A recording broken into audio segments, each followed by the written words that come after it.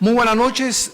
Estamos llevando hasta sus hogares en vista de los acontecimientos que están a nuestro alrededor, tomando una forma cada vez más severa, triste, patética y dramática ante el desalojamiento de miles de familias en el Estado de Israel, de la Franja de Gaza. Tenemos nosotros como cristianos que preguntarnos qué relevancia tienen estos acontecimientos a la luz de la Biblia. Esto ha despertado un tema de discusión, de paneles de diferentes conferencistas, y estamos escuchando barbaridades históricas con una ignorancia tremenda del trasfondo que existe teológico, arqueológico, geográfico e histórico de la Biblia, y muchas personas están creyendo que lo que está sucediendo, bueno, pues es algo que va a beneficiar al mundo, que ya va a haber un poco más de paz en el Medio Oriente, que al formarse un Estado palestino ya puede haber más tranquilidad, y que con este desalojo los judíos van cada día más a arrinconarse hasta que llegue el momento en que los palestinos les quiten la ciudad de Jerusalén. Así pues, vamos a iniciar una miniserie en esta tarde titulada ¿De quién es la tierra de Israel? Aparentemente parece una redundancia al decir de quién es la tierra de Israel, ¿verdad? Pues es de Israel, pero con la única diferencia que cuando hablamos de Israel, este nombre le fue cambiado por un emperador romano, porque su esposa se llamaba la Palestina, y entonces le adjudicaron este nombre de origen griego. Y la historia o los historiadores hablan de la tierra de la Palestina, precisamente para suprimir el nombre que Dios, el Dios de la Biblia, le dio a esta tierra como el nombre de la tierra de Israel. Entonces vamos pues a ver en el libro de Romanos como una introducción y descubrir que aun cuando lo que estamos viendo y muchos cristianos dicen es que los judíos ya no son el pueblo de Dios y ya no hay judío ni griego ni gentil, y esto es absolutamente una verdad, Dios no ha dejado de tratar con la nación de Israel como nación políticamente, porque aun cuando los judíos ya no son el pueblo escogido de Dios actualmente, sino que ahora somos de todas las nacionalidades, y ahora tanto judíos como italianos, mexicanos y americanos formamos el cuerpo de Jesucristo y estamos injertados en el cuerpo de Jesucristo, y por eso somos hermanos. Aun cuando muchos cristianos quieren judaizarse y volverse judíos y ponerse la kipá y actuar con judíos, como judíos, ir al Shabbat, etcétera, etcétera, cosas que son irrelevantes a la luz del nuevo pacto.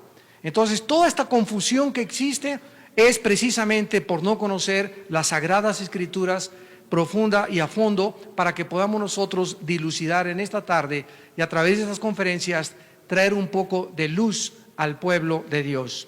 En el libro de Romanos capítulo 9, 10 y 11 se dedican 3 capítulos del Nuevo Testamento para poder asegurarnos a los cristianos de que Dios no ha terminado con los judíos. Repito, están, podríamos decir, como en la banca. O sea, no tienen una participación ya como el sacerdocio y el pueblo y la bendición que originalmente Dios dispuso para que ellos fueran al mundo entero. Ahora ya es la iglesia la que se ha encargado de poder llevar al mundo el evangelio, y la iglesia está formada de todas las nacionalidades. Entonces no importa que tú seas judío en esta tarde que me escuchas, o mexicano, italiano, si eres cristiano, formas parte de la ciudadanía del cielo. Formas parte del cuerpo de Cristo, no importa el color de tu piel, el color de tus ojos, tu estrato social, etcétera, etcétera. Ahora no somos absolutamente nada más que en Jesucristo. El que está en Cristo, nueva criatura es. Entonces lo importante ya no es decir, me quiero hacer judío o no soy judío, porque la Biblia dice que esto ya no tiene relevancia a la luz del nuevo pacto. Pero la nación de Israel como tal, la Biblia dice que estos judíos que ahorita fueron hechos a un lado, y que por causa de que Dios los desechó, porque ellos quebrantaron el pacto, y ahora somos los beneficiarios nosotros del pacto abrámico, Gálatas 3, el que es de la fe en Abraham es judío verdaderamente, y los que somos de la fe somos verdaderamente los descendientes de Abraham. Aun cuando nosotros estamos ahorita recibiendo el beneficio de las promesas de Dios a través de Abraham, nuestro padre, porque en Cristo Él es la semilla a través de la cual nosotros recibimos las bendiciones de Dios. Dios, cuando regrese en su segunda venida, cuando Cristo venga, dice Romanos 11, versículo 25 al 27, no quiero, hermanos, que ignoren este misterio. O sea, es un misterio el que Dios los tenga a los judíos actualmente detrás de las cortinas, para que no seáis arrogantes en cuanto a vosotros mismos, que ha acontecido a Israel endurecimiento en parte. O sea, no fue un endurecimiento, ¿qué cosa? Total. ¿Por qué? Porque desde que Cristo murió y fue crucificado, ¿quiénes fueron los primeros cristianos? ¿Judíos? El Mesías fue judío. Se salieron de la sinagoga para comenzar a formar las iglesias cristianas. Entonces, toda la iglesia tiene su fundamento en los judíos.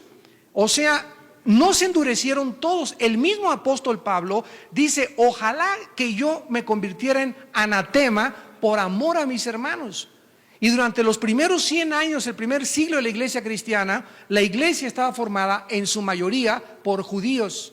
Y comenzaron posteriormente, como vimos ya, o lo vamos a ver en Hechos 15, a debatir si los gentiles podían tener también las bendiciones que tienen los judíos, y para eso fue escrito el libro de los Hechos.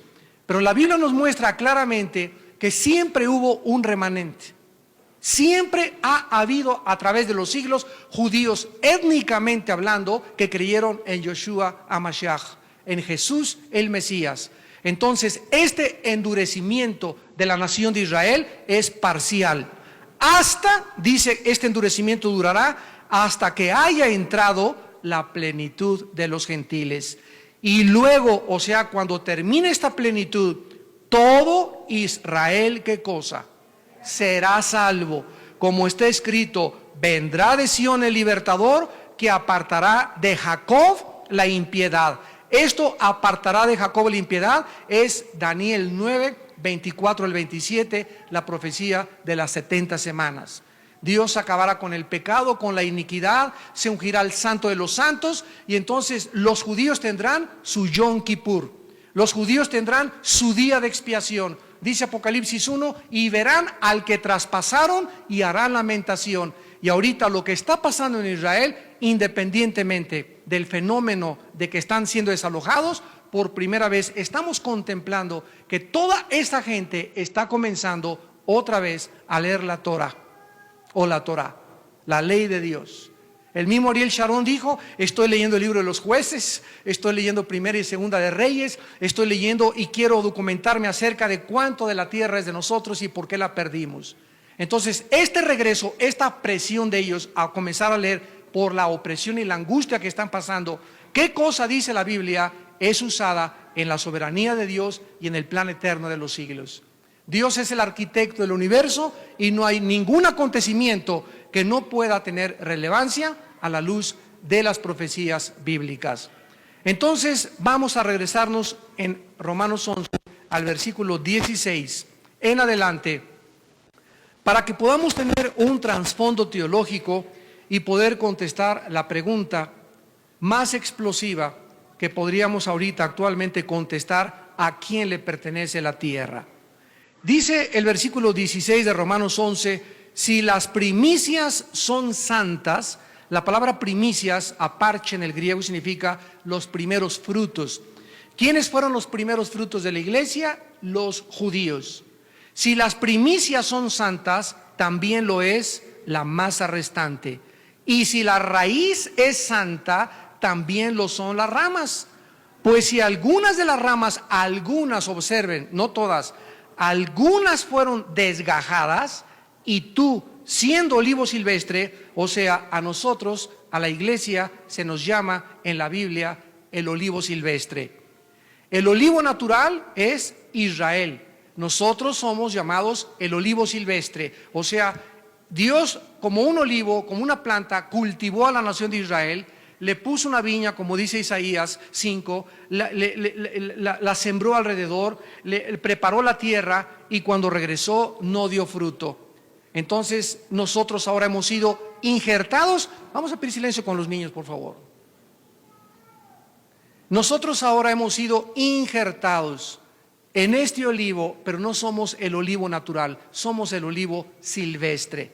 Y dice la Biblia, si tú, siendo olivo silvestre, has sido injertado en el lugar de ellas y has sido hecho participante de la raíz y de la rica savia del olivo. O sea, todo lo que fluye por el olivo y la savia, ¿qué cosa es? La vida del Mesías. Y al ser injertados nosotros en el olivo, estamos participando de la savia, de las bendiciones del patriarca Abraham, Isaac y Jacob. Todas estas bendiciones, nosotros las estamos, por estar injertados ahí, estamos participando de esta bendición profundísima y privilegiada por pertenecer ahora en el olivo, que era Israel. Y dice el versículo 18, no te jactes contra las ramas. Y si te jactas, sabe que no sustentas tú a la raíz, sino la raíz a ti. O sea, ¿qué es lo que nos mantiene vivos y qué es lo que nos mantiene cerca de Dios? Cristo lo explicó en Juan 15. Yo soy la vid verdadera, ustedes son los pámpanos, las ramas. Una rama en un árbol no puede permanecer mientras no esté unida al árbol. ¿Por qué? Porque la rama no produce la savia, sino que la savia la produce la raíz y es como una sangre del árbol que sube por el tronco y que se desparrama por las ramas, y mientras la rama esté injertada al árbol, ¿qué cosa es el fruto? Es la acumulación de la savia que tiene su origen en la raíz. Entonces, mientras nosotros permanezcamos unidos a Cristo, nosotros no somos la vida, nosotros no somos la verdad, nosotros no somos la luz. Cristo dentro de nosotros es la luz, Cristo dentro de nosotros es la verdad, Cristo entre nosotros nos ha sido hecho sabiduría, redención y poder de Dios. Cristo fuera de nosotros nos quedamos absolutamente vacíos, porque dentro de nosotros no hay más que un corazón perverso y engañoso. Así que si yo tengo algo bueno en mi vida, lo único bueno que tengo en mi vida es la vida de Jesús. Porque la carne para nada aprovecha, el Espíritu es el que da vida.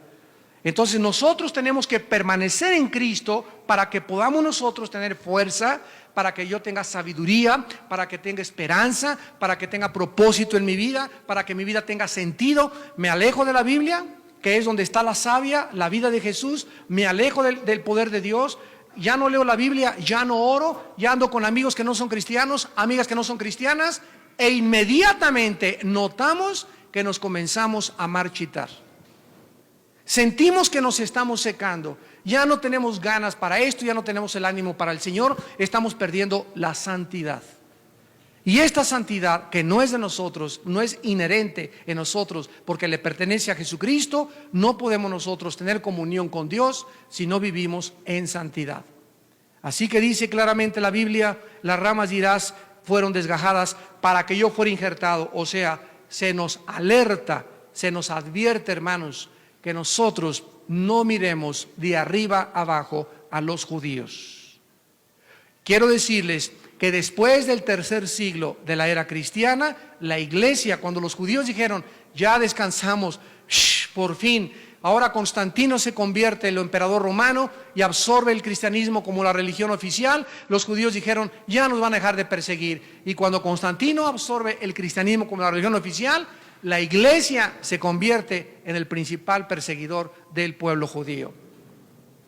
Si ustedes supieran todo lo que Martín Lutero dijo de los judíos, no lo podrían creer. Casi decía que eran peor que los animales. Entonces nos damos cuenta que el antisemitismo también se infiltró dentro de la iglesia cristiana. Y ahora en los últimos siglos Dios está levantando a su pueblo y nos está orientando para que nos demos cuenta que no seamos orgullosos. Y que con el pretexto que muchos dijeron, es que los judíos crucificaron a Cristo, ahora lo entendemos. No fueron los judíos ni los romanos, fuiste tú y fui yo. Fue el pecado lo que colgó a Cristo en una cruz. Los instrumentos fueron los judíos y los romanos, pero ellos no pueden llevar toda la culpa, porque la culpa fue el pecado de la raza humana, porque Él se hizo pecado por todos los seres humanos que creamos que Él murió en la cruz por nosotros. Así que es importante que quitemos todos estos escombros y todas estas falsas ideas y pensamientos que a través de la historia han equivocado el plan de Dios y pervertido el plan de Dios. Y dice el versículo 20, por su incredulidad fueron desgajadas. No dice por sus borracheras, no dice porque fueron borrachos, parranderos y jugadores, porque traficaban con marihuana, porque robaron, porque eran adúlteros, sino que el pecado más grande de acuerdo a Dios lo dice Primera de Juan capítulo 5. Y este es el testimonio que Dios nos ha dado vida eterna.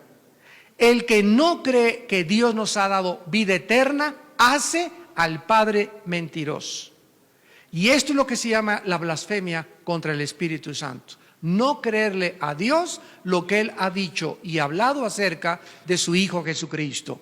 Así pues, la incredulidad es rechazar y decir: Dios no ha intervenido en el espacio y en el tiempo, Dios no ha pisado el escenario mundial, Dios no ha hablado, yo tengo mi propio Dios, voy a crear mi propio Dios y voy a acabar creyendo cualquier cosa. Esta es lo que se llama el juicio, que la luz vino al mundo y los hombres rechazaron la luz. Y este pecado no tiene perdón. ¿Por qué? Porque es el rechazo de la luz y de la fe en Jesucristo. Entonces, los judíos rechazaron, y lo vamos a estudiar en esta noche, a Dios. Y se volvieron a el dios Baal y a la diosa Astoret o Astarot, que se puede usar de las dos formas. El dios Baal era el dios significa Baal, apúntalo, significa Señor. Baal significa esposo, significa dueño y significa poseedor. Baal. Y Astoret o Astarot era la reina y la diosa de la sexualidad. Y tú puedes decir ahorita: no tengo a Baal ni tampoco tengo a Astarot. Sin embargo, en el siglo XXI en que nosotros vivimos, la Biblia nos previene, dice Primera de Juan: hijitos, apártense de los ídolos. Y creemos que los ídolos, ¿verdad?, es una estatua de San Cristóbal, del Niño de Atoche o de la Santa Muerte, etcétera, etcétera. Y la Biblia nos muestra que cualquier cosa que aparte tu corazón y tu devoción de Dios es un ídolo. Cualquier cosa que tú ames más que a Dios es un ídolo.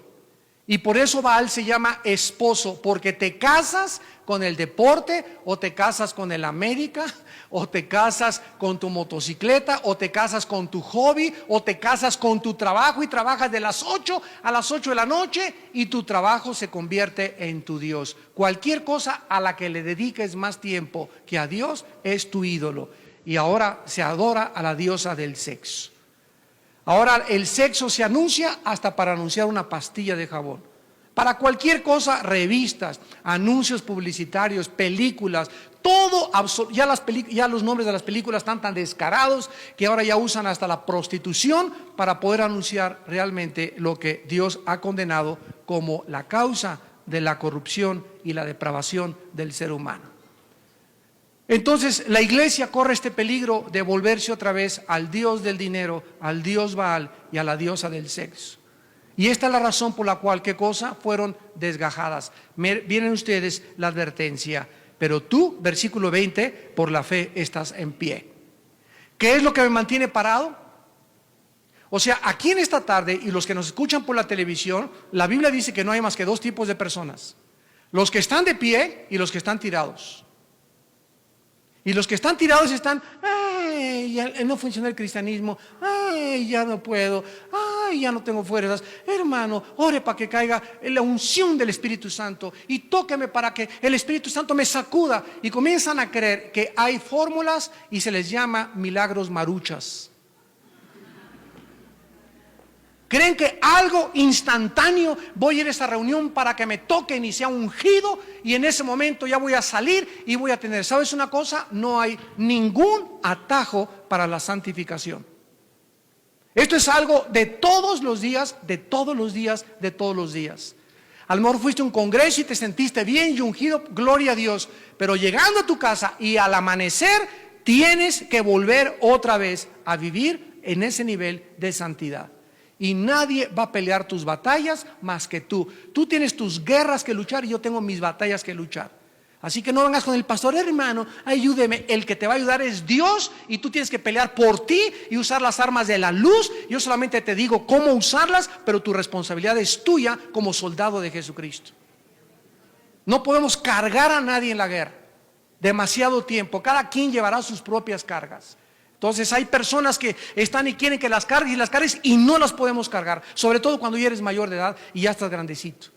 Ya tienes que luchar y enfrentar tus responsabilidades y tus decisiones de acuerdo a lo que tú hiciste en tu vida. Ya no puedes, papita y mamita esta. Ya enfrenta tú la vida y enfrenta tus responsabilidades para que Dios te pueda bendecir. Nosotros por la fe estamos firmes. Lo único que nos mantiene de fe es seguir, seguir creyendo que Dios es Dios. Seguir creyendo que Dios puede verdaderamente fortalecernos. Y dice más adelante, por la fe estamos firmes, porque si Dios no perdonó a las ramas naturales, a ti tampoco te perdonará. Qué tremenda advertencia para nosotros, ¿verdad? Y es lo que vamos a ver ahorita. Estamos viendo cómo están sufriendo los judíos. Y llegan, haz de cuenta que llegan mañana y nos dice el gobierno, toda la colonia del Valle, les damos 48 horas para que dejen sus casas. Y van a ser rodeados con más de 40,000 soldados y no se salen. Y no solamente les ordenamos que dejen sus casas, sino que los estamos sacando para que le entregues tu casa a tus enemigos. No podemos entender todavía lo que ellos están experimentando. Yo le decía a mi esposa, he visto y hemos visto todos en el cine y en el teatro, en las películas, a las mujeres llorar, ¿verdad? Y como gritan las árabes y todo, y en México y en cualquier lado. Pero yo nunca había visto llorar hombres como los he visto llorar ahora que están siendo desalojados. O sea, estoy viendo a hombres llorar con dolores de parto, como si les hubieran matado a toda la familia, así con una desesperación tremenda. Y cuando sabemos que el gobierno israelí les dio $150,000 de indemnización, o sea, por lo menos ya tienen, no los echaron así nada más a la calle, sino que lo están cambiando a otro lugar, pero aman tanto la tierra y tienen 38 años desde el 67 que conquistaron estos territorios ahí, que ellos están llorando con dolores de parto porque saben lo que representa espiritualmente. En su espíritu, aunque no reconozcan a Jesús, saben que algo está más profundo que los hace llevar a la angustia y al dolor, y que es un retrato al mundo entero, principalmente para nosotros, es un aviso del cielo. Si ellos después de más de 2000 años fueron desechados y Jesús dijo, no vendré a vosotros hasta que no me digan, bendito el que viene en el nombre del Señor, imagínense a nosotros, la iglesia, que tenemos mayores bendiciones, mejor pacto y un mejor sacerdocio, lo que Dios nos va a demandar antes de que Él venga. Y esta es la razón por la cual les quiero hablar de esto. No solamente les quiero dar historia de Israel y lo que está pasando, sino que ha conmovido las fibras más íntimas de mi alma, porque Dios nos está diciendo, vengo pronto, y quiero decirles, así como a ellos les estoy apretando la pinza y cada vez por haberme rechazado sufrirán, Dios, dice la Biblia en Pedro, el juicio comenzará con mi casa. Y quiero decirles, hermanos, que Dios está comenzando a juzgar cientos de iglesias en el mundo entero. Cientos de pastores, cientos de familias, cientos de predicadores. Ahorita es una purificación que se viene del Espíritu Santo, donde Dios va a sacar de nosotros la razón y los motivos verdaderos por los cuales le estamos sirviendo. Y ahorita no es el tiempo de que soy frío o soy caliente, o eres frío o eres caliente. No es tiempo de tibieza. Dios odia la tibieza. Y ahora te vas a demostrar tú que eres o no eres. Y si no eres frío ni caliente, quiero que sepas que te vomitará Dios de su boca. Y el mundo va a estar más rodeado de pornografía, de depravación, de corrupción, donde te vas a acostumbrar a creer que es normal esto. Y dice la Biblia, como un rayo caerá sobre el mundo, como ladrón en la noche caerá sobre el mundo, y el mundo no se dará cuenta lo que está por acontecer.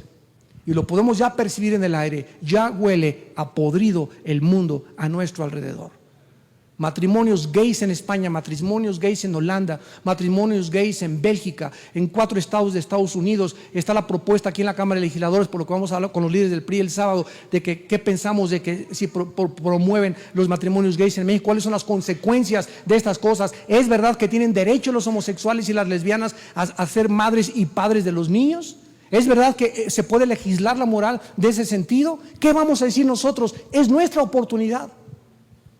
Pero tú sigues leyendo el Calimán, sigues acostándote y no te pierdes la telenovela. Y así pasa, llegas a los 40, 50, 60 años de edad y siempre tu vida ha sido superficial, una vida vana, una vida carente de propósito. Nunca has podido estar de pie, siempre has estado a gatas, siempre has pedido que te jalen, que te carguen. ¿Por qué? Porque nunca te has convertido en un guerrero y en una guerrera de Dios.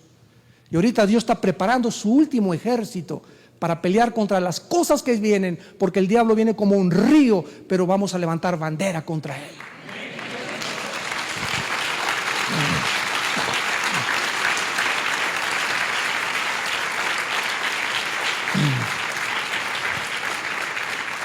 Actualmente estamos contemplando la forma como más de 1,700 familias están siendo desalojadas de sus viviendas en la Franja de Gaza, en un territorio que desde la Guerra de los 6 días, en junio del 67, Moshe Dayan, que encabezaba en aquel tiempo la defensa, porque desde que llegaron los judíos el 14 de mayo de 1948 a la tierra de Israel, nunca han sido ellos los agresores. Esto es muy importante y jamás lo mencionan en la televisión. Siempre han sido los agredidos. Al otro día, el 15 de mayo del 48, se levantaron 4 naciones árabes y los atacaron y fracasaron. Cuando los judíos llegaron en 1948 a la tierra de Israel, de todo el mundo, después de que la Liga de las Naciones vio lo que Hitler había hecho y de qué forma era un pueblo que no tenía identidad, que no tenía una tierra, que no podía apelar a una corte de justicia internacional en La Haya, porque no tenían un lugar donde decir, bueno, ¿de qué nacionalidad somos? Votaron 33 contra 13 en contra a que regresaran a su tierra y se estableció y se cumplió la Biblia, Isaías 66, Mateo 24, cientos de profecías del regreso de los judíos a su tierra. En ese momento, la tierra de Israel estaba poblada por muchos árabes. Síganme con mucho cuidado, estaba poblada por muchos árabes. Nunca los árabes habían tenido una permanencia continua en la tierra de Israel, porque en 1917 los ingleses sacaron a los otomanos turcos que durante 400 años controlaron la tierra de Israel. Así que nunca ha habido tal cosa como un control árabe o judío desde hace más de 3 o 4 siglos. Entonces llegan los ingleses y son sacados los ingleses y se les devuelve a los judíos la tierra. Pero los árabes que estaban viviendo ahí los expulsaron para que entraran los judíos.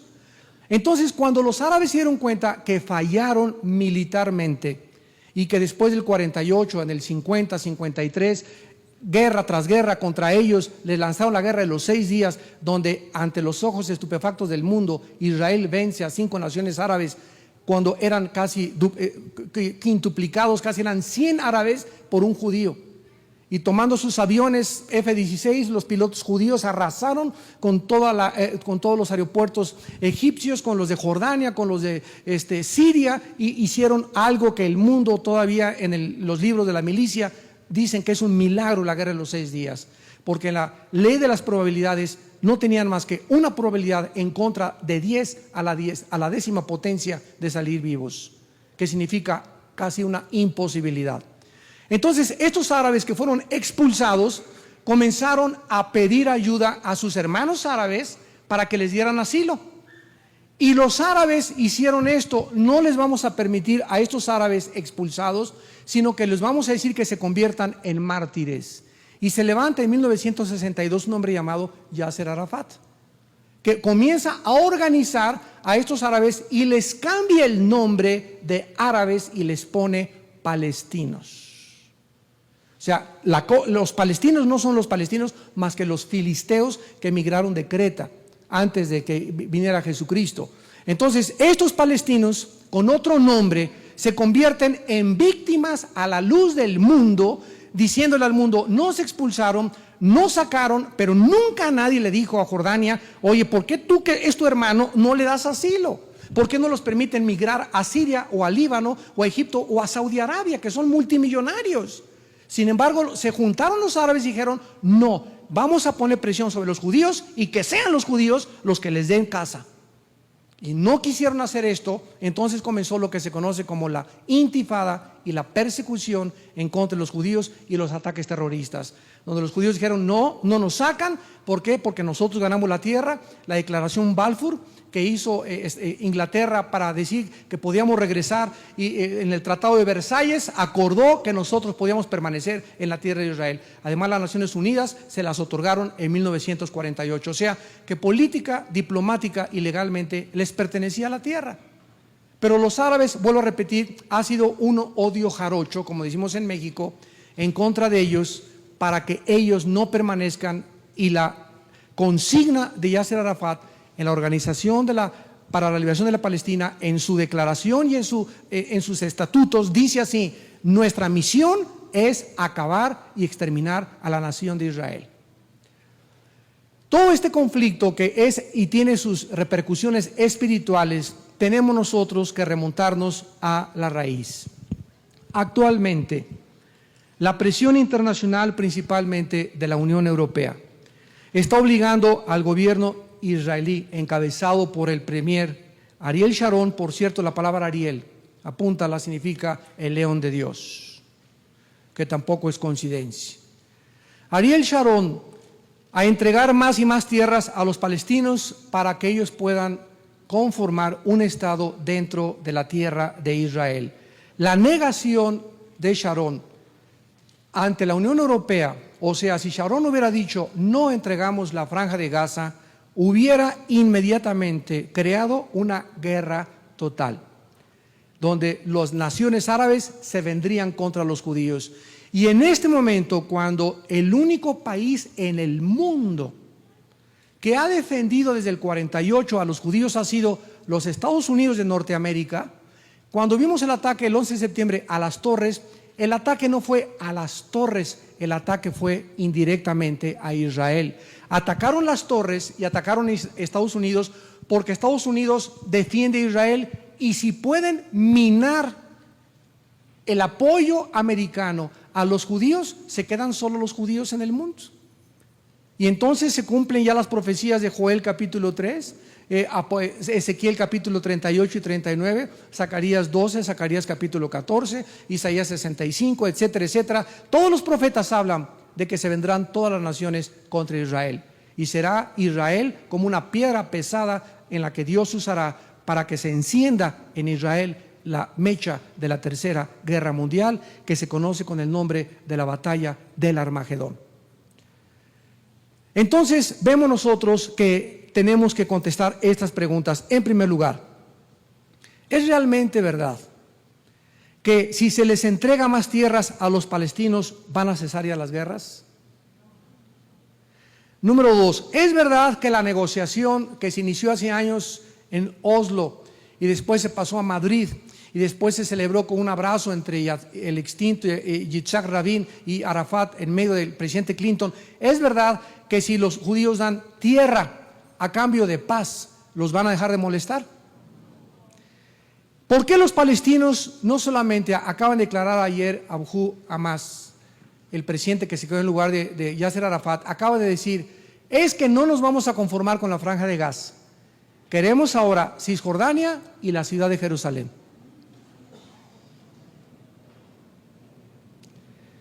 ¿Quién tiene la razón? ¿A quién verdaderamente le pertenecen estas tierras? ¿Cesarán estas guerras y estos ataques terroristas contra Israel si los judíos siguen accediendo y siguen entregando más y más tierras hasta verse literalmente rodeados de sus enemigos?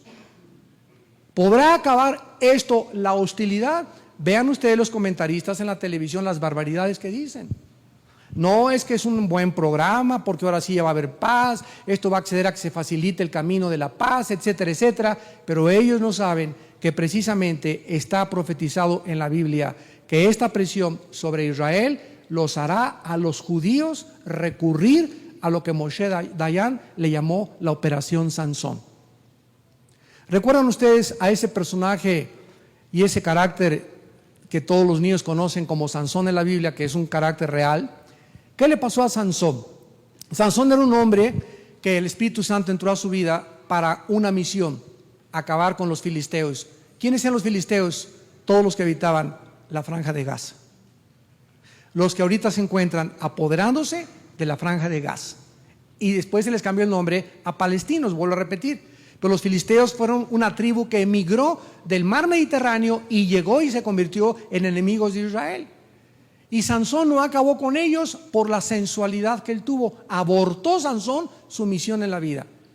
Y al final de su vida, cuando le sacaron los ojos y el Espíritu Santo lo abandonó, y ya se dio cuenta que no él era fuerte sin Dios, porque nuestra fuerza es en Él, y que lo que le daba la fuerza era el Espíritu Santo y no sus músculos. Sansón, antes de morir, le dijo a Dios: concédeme que en este momento yo pueda derrotar a tus enemigos.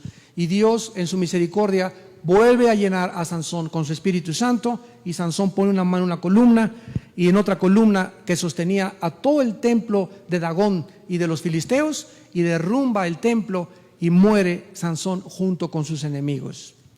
Así acaba el libro de los jueces en la historia de Sansón. Y la operación Sansón es la siguiente de los militares judíos: si nos atacan con armas nucleares, vamos nosotros a morir con ellos. Esta es la determinación a la que llegó Moshe Dayan desde el 1967, cuando conquistaron la parte oriental de Israel. Y la Biblia nos dice que antes de que los judíos usen las armas nucleares, Cristo regresa al mundo. Y mirarán aquel al que traspasaron, y Jesús les dice: cuando vean en Jerusalén la abominación desoladora que habló el profeta Daniel, que es el anticristo, corran.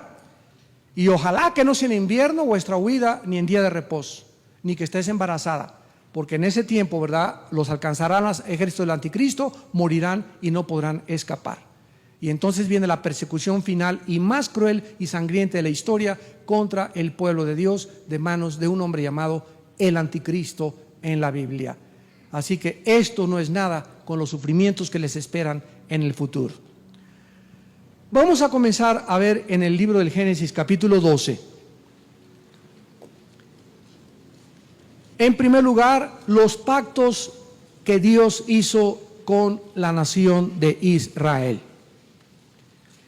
Y antes de entrar en detalles, es importante aclarar lo siguiente. Hay muchas personas que dicen: ¿y por qué Dios escogió a los judíos y no a los árabes? Bueno, pues aquí en México también: ¿y por qué no a los tlaxcaltecas? Y los italianos pueden decir lo mismo: ¿y por qué no a nosotros? Y los rusos: ¿y por qué no a nosotros? Y los alemanes: ¿y por qué no a nosotros? ¿Habrá sido porque los judíos eran algo especial? ¿O porque tal vez eran más santos que los demás, las demás naciones, cuando ni siquiera había naciones formadas? ¿O era porque eran más inteligentes? De ninguna de estas cosas se basó la decisión de Dios. En Deuteronomio 7 les dice: no por ser ustedes mejor que los demás, sino porque los amé por gracia. ¿Nunca te has preguntado por qué yo soy cristiano y mi hermana no? ¿Y por qué si yo anduve con amigos, verdad, borrachos, parranderos, jugadores, muchos están ya, se quedaron locos, otros están en el manicure, en el psiquiátrico, otros están en la cárcel, y yo soy cristiano y ahora tengo una nueva vida y tengo una esposa y voy a formar y tengo esperanza para vivir, y tengo tantos amigos míos del mundo con los que yo vivía que siguen igual? ¿Nunca te has preguntado por qué tú y por qué yo y por qué no los demás? Y cuando yo me pregunto eso, ¿había algo en mí para que Dios me haya escogido a mí o a ti? Nada, absolutamente. En mi caso personal, yo estaba en el lodo cuando Dios me levantó, en el lodo totalmente.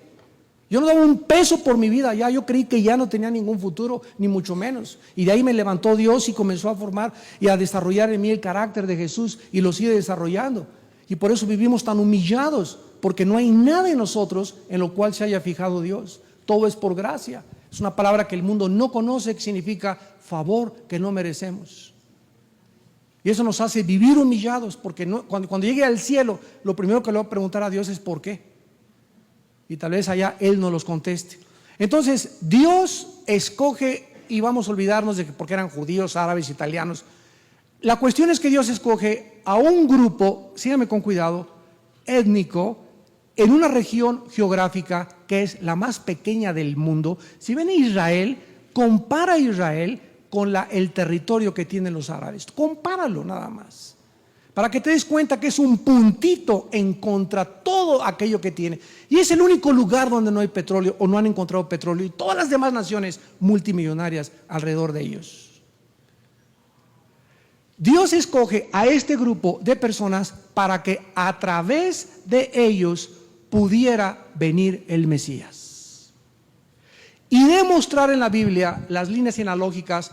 Abraham, padre de Isaac, Isaac, padre de Jacob, padre de fulano, fulano, y decimos, ¿y para qué tanto padre, hijo de tal, hijo de tal, hijo de tal? Llegamos a Lucas, y hijo de tal, María, hijo de tal, y tal, Mateo, hijo de tal, porque es el único personaje en la historia de Jesucristo de quien se puede trazar su genealogía desde los tiempos de Adán. Pero si no hubiera habido un grupo étnico a través del cual corriera todo este hilo, a través de los judíos, y pudiéramos ver que desde Noé, Abraham, Salomón, David, corre todo por todos lados y se cumple en el Mesías no hubiera tenido las credenciales de decir, soy descendiente del rey David y del pacto de David con Salomón.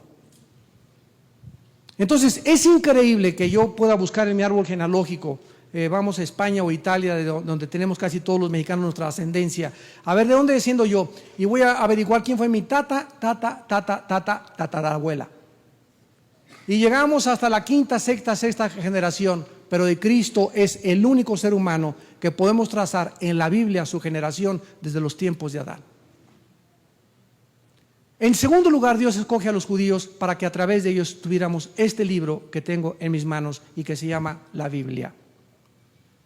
Dios tenía a través de los profetas hebreos que transmitirles sus conocimientos para que ellos bendijeran al mundo. Dios escoge a los judíos en tercer lugar para que a través de Dios, bendiciéndolos a ellos se bendijeran al mundo con una vida justa y santa y pía. Y sin embargo vemos que fracasaron literalmente. ¿Por qué me escogió Dios para ser cristiano? ¿Y por qué te escogió Dios para ser cristiano? Para que, cara Dios, ya nos vamos al cielo, gloria a Dios, aleluya, al cielo, la sangre de Cristo me va al cielo. Dios no me salvó solamente para creer que ya me voy al cielo, Dios me salvó para que yo bendiga a mi familia,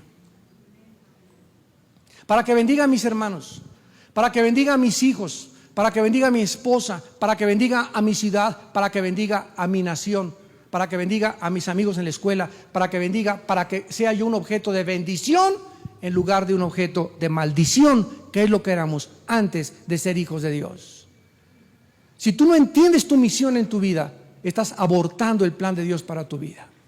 Nada de lo que nos da Dios. ¿Para qué me da Dios dinero? ¿Y para qué me da y me enriquece? ¿Y para qué me pone más dinero en el banco? No, para que guarde y guarde y guarde. ¿Por qué? Porque se van a hacer agujeros en el saco. Dios me da para que yo pueda darlo a los demás, para que yo simplemente sea un canal de bendición a los demás. Nunca Dios nos da nada para nosotros desde Abraham. Te bendigo para que tú seas bendición a las naciones. ¿Vas entendiendo el plan de Dios? Porque la avaricia es idolatría. Dios no quiere que nos aferremos a nada, porque lo que Dios nos da es para los demás. Pero cuando guardas de más es cuando conviertes tu corazón en incrédulo, y cuando comienzas a levantar a Dios, a hacerlo a un lado y levantar el Dios del dinero en su lugar. Los judíos fueron escogidos en cuarto lugar para que a través de ellos se cumplieran el 85% de las profecías bíblicas. Y cuando el mundo ve que la Biblia miles de años antes del 48 hablaba que los judíos iban a regresar y fundar el Estado y nadie los iba a volver a sacar, comenzaron muchas personas, caray, la Biblia tiene razón. Y cuando estamos viendo ahorita el desalojo, que son maldiciones que Dios está permitiendo caer porque Dios va a tratar con ellos y con los árabes, también decimos, Dios mío, las palabras de Dios son fieles y verdaderas. Esta es la razón por la cual Dios escogió un pueblo llamado los judíos, y por lo cual cuando ellos abortaron su llamado, Dios los desechó. No para siempre, como ya vimos en Romanos 11, sino que los tiene detrás de las cortinas para volverlos a llamar a ser actores en el último acto de la vida del planeta Tierra. Ahora bien, aquí en Génesis capítulo 12, dice la Biblia en el versículo 7 que cuando Dios llama al fundador, al padre de la nación judía, le apareció a Jehová Abraham, Génesis 12:7, y le dijo: a tu descendencia daré esta tierra. Y edificó allí un altar a Jehová, quien le había aparecido. En Génesis capítulo 13, versículo 15, Dios le dice: porque toda la tierra que ves la daré a ti y a tu descendencia para siempre. Por favor, tomen nota. La palabra descendencia es la palabra hebrea sera con Z, que significa semilla o simiente. Y nosotros somos esa semilla, de acuerdo a Gálatas 3 y Gálatas 4 y Gálatas 5. Génesis 17, versículo 8. Y te daré a ti y a tu semilla o a tu descendencia después de ti la tierra en que moras, toda la tierra de Canaán, heredad perpetua, y seré el Dios de ellos. En respuesta, cuando Abraham le dijo: ¿cómo que nada más a mí y a Ismael? ¿Se acuerdan quién fue Ismael? Ismael es el hijo ilegítimo que Abraham tuvo con una de sus mucamas o con una de sus sirvientas llamada Agar. Y cuando nació Ismael es porque Abraham se adelantó al plan de Dios al ver que se tardaba el nacimiento de Isaac. Entonces Abraham amaba a su primogénito, a Ismael. Y cuando Dios le dice eso, ¿verdad? Dios le contesta respecto a Ismael en Génesis capítulo 17 y le dice del 18 al 21, es que, hermanos, esto es precioso. Todo esto nos hace entender lo que está pasando ahorita en el Medio Oriente. Dice Génesis 17, versículo 18 al 21, y dijo Abraham a Dios: ojalá Ismael viva delante de ti. Aquí Abraham está intercediendo por su hijo. Respondió Dios: ciertamente Sara tu mujer te dará a luz un hijo y llamará su nombre Isaac. Y confirmaré mi pacto con él como pacto perpetuo para sus descendientes después de él. Y en cuanto a Ismael, tomen nota que Ismael es el padre de los árabes. Los judíos descienden de Isaac, los árabes de Ismael. A ver, entonces tenemos la ecuación: los judíos y los árabes son primos hermanos y se están matando. Vean nada más, son primos hermanos. En cuanto a Ismael, también he oído, he aquí, miren lo que dice: le bendeciré y le haré fructificar y multiplicar mucho en gran manera. 12 príncipes engendrará y haré de él una gran nación. Como nosotros sabemos, las naciones más ricas del mundo actualmente y el mayores yacimientos petrolíferos en el mundo se encuentran debajo de Saudi Arabia, Irak e Irán. Así que las naciones más ricas del mundo son las naciones árabes. Aquí está en la palabra: haré una gran nación, mas yo estableceré mi pacto con Isaac, el que Sara te dará luz por el tiempo en el año en que viene. Vemos pues nosotros, ¿verdad?, que en respuesta a la petición, Dios le dice que su pacto no es negociable. El descendiente sería y bendecido Isaac, pero los árabes serían grande y ricamente también bendecidos por Dios, por las promesas del pacto. Y para enfatizar esta promesa, en Génesis 26, cuando nace Isaac, estaba platicando con Jacob y se encuentra Dios con Isaac y Jacob para confirmarles lo que se conoce como el pacto abrámico. Dice Génesis 26, versículos del 1 al 3. Hubo grande hambre en la tierra, además de la primera hambre que hubo en los días de Abraham, y se fue Isaac a Abimelech, rey de los filisteos, en Gerar. Y se le apareció Jehová y le dijo: no desciendas a Egipto, habita en la tierra que yo te diré, habita como forastero en esta tierra y estaré contigo y te bendeciré, porque a ti, ¿a quién le está hablando? A Isaac. A ti y a tu descendencia daré todas estas tierras, confirmaré el juramento que hice a Abraham tu padre. Vemos pues nosotros otra vez en Génesis 28, versículo 10 que entonces salió Jacob de Beerseba y se fue a Harán, y en el versículo 13 Dios le dice a Jacob: Jehová estaba en lo alto de ella y le dijo: yo soy Jehová, el Dios de Abraham, tu padre, y el Dios de Isaac. La tierra en que estás acostado te la daré a ti y a tu descendencia. Claramente Dios le confirma y le promete la tierra. ¿A quiénes? A los judíos. En las próximas clases vamos a ver las proposiciones básicas tanto de los judíos como de los árabes, para que ellos tengan una base de por qué reclaman la tierra los dos. Quiero decirles que los árabes también tienen sus bases, y la más grande base, la vamos a ver en las próximas clases, la más grande proposición de los árabes para reclamar la tierra como suya es que ellos saben y dicen: los judíos quebrantaron el pacto de Dios. Y lo vamos a ver que esto es lo que está pasando, y cuando los judíos quebrantaron el pacto de Dios, perdieron el derecho a vivir en Israel. Y el hecho que hayan regresado en el 48 no es más que una obra de la misericordia de Dios, pero desde que regresaron no han podido vivir en paz. Y aunque ya no van a ser nunca arrancados de acuerdo a las profecías bíblicas, porque cuando vengan a usar las armas nucleares va a venir Jesucristo, esto nos habla que la venida del Señor está más cerca de lo que esperamos. Y oiréis de guerras y rumores de guerras, pestes, hambres, terremotos en diferentes lugares. Se levantarán los hijos contra los padres contra los hijos, y los enemigos del hombre serán los de su propia casa.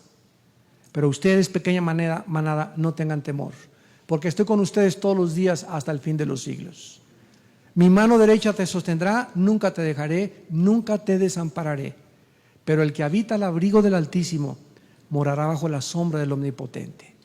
Lo único que tenemos que hacer es, para no ser desgajados como fueron desgajados los judíos, es seguir creyendo, porque por la fe estamos en esta noche de pie. Oremos. Padre de Abraham, de Isaac y de Jacob, Padre de misericordias y de toda consolación, que nos has dejado las sagradas escrituras para que las escudriñemos, para que podamos encontrar en ellas a Jesús escondido detrás de todas las profecías, y porque además con ellas participamos de la vida eterna. Jesús te pidió y te dijo: Padre, santifícalos en tu palabra es verdad. Somos santificados, somos apartados cada vez más y más mientras más leemos la Biblia, mientras más nos apropiamos de sus promesas y mientras creemos lo que está escrito. Porque esta confianza en lo que Dios ha hablado se llama en la Biblia la fe. La fe no es más que creer que Dios ha hablado y que lo que Él ha dicho ha sido verdad, y que ninguna de sus palabras jamás ha caído en tierra, porque los cielos pasarán, pero la palabra de Dios siempre permanecerá. Te doy gracias, Padre, porque tú dices que nunca mudarás lo que ha salido de tus labios. Tus promesas son todas el sí y el amén, y en Cristo nos llevas de victoria en victoria, y no tenemos por qué tener temor absolutamente de ninguna cosa, porque al ver los acontecimientos mundiales y al ver a aquellos que formaban parte de tu pueblo lo que están sufriendo en nuestros ojos, delante de nuestros ojos, y estamos viendo que tus promesas se cumplen y que ellos, por haber rechazado al Mesías, están siendo despojados de sus viviendas y de sus lugares, es con el único propósito que se vuelvan a ti en estos tiempos. Tú estás preparando a Israel para que te acepten cuando tú vengas como el Redentor. Y tu palabra dice: en su angustia me buscarán. Y desgraciadamente es en la angustia, cuando nos va mal en la vida, que volteamos los ojos al cielo y te pedimos ayuda. Orad por Jerusalén y por la paz de Jerusalén, dice la palabra de Dios, y oramos, Padre Santo, por Jerusalén en esta noche. Oramos por ese pueblo que aún está apartado conforme a tu propósito eterno para pronto ser usado otra vez. Y veremos a 144,000 judíos como los primeros frutos de este gran avivamiento en Israel, predicando el evangelio al mundo entero antes de tu venida. Veremos miles de ellos que vendrán a conocer a Jesús el Mesías, y te pedimos que nos des a nosotros compasión por ellos, y oramos por la paz de Jerusalén. En esta noche tal vez haya alguna persona, ustedes que nos ven a través de la televisión, que aún no tienen este pacto con Dios. Un pacto que en una cruz el Hijo de Dios con su sangre misma lo selló, y se llama el nuevo pacto. El nuevo pacto que Dios ya no hizo con su pueblo, sino que lo hizo ahora con aquellas personas que le aceptaran como el Mesías de Dios. ¿Y qué te pide Dios en esta noche? Que te arrepientas de tus pecados, que creas que Jesús, su Hijo, en la cruz, el Mesías prometido, pagó con su sangre por tus pecados y mis pecados, y que tú le recibas en esta noche en tu corazón como tu Señor y tu Salvador. ¿Qué tengo que hacer? Me preguntarás, para invitar a Cristo esta noche o en este momento a mi vida. Ahí desde donde nos estés escuchando, dile estas palabras: Señor mío y Dios mío, te he oído en esta noche a través de la Biblia y creo que tú eres el único Salvador. Creo que tu Hijo Jesucristo resucitó de los muertos a los 3 días, y creo que Él con su sangre pagó por mis pecados. Te pido, Hijo de Dios Altísimo, que entres a mi corazón en este instante como mi Dios y mi Salvador. Te pido perdón por mis pecados, y en estos tiempos tan difíciles en que estoy viviendo, hazme una luz, hazme una antorcha. Permíteme amarte apasionadamente, Señor Jesús. Quiero enamorarme de ti y dedicar los pocos años o meses que me quedan de vida para conocerte y servirte y adorarte. Porque te lo pido y te doy las gracias en el nombre de Jesús. Amén.